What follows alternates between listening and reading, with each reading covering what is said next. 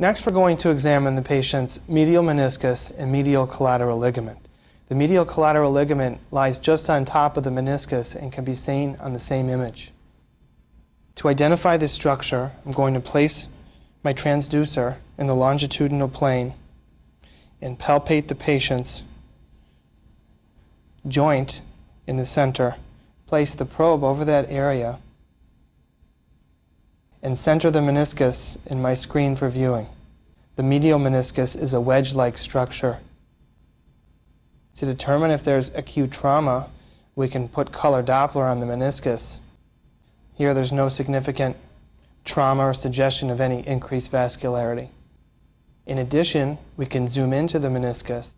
I do this by pressing the zoom button, squaring the image, centering it, and pressing the zoom once again. And here I visualize the meniscus, which appears healthy with no significant trauma. Overlying the meniscus lies the medial collateral ligament, which is a band-like structure that we can see directly above the medial meniscus. I recommend starting at the medial meniscus to identify the medial collateral ligament and then tracing the ligament at its proximal and then distal insertion.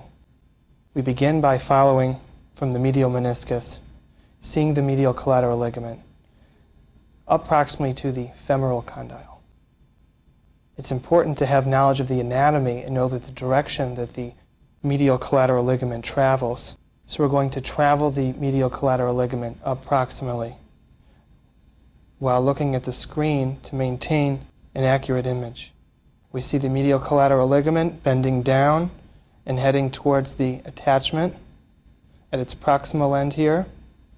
We're going to begin at our starting point, which will be the medial meniscus, and follow it distally along to its insertion.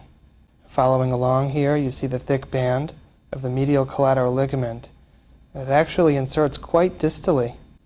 And what we can also see down here are important structures known as the pes anserine tendons. These appear at the right of the screen as three discrete tendons of darkness.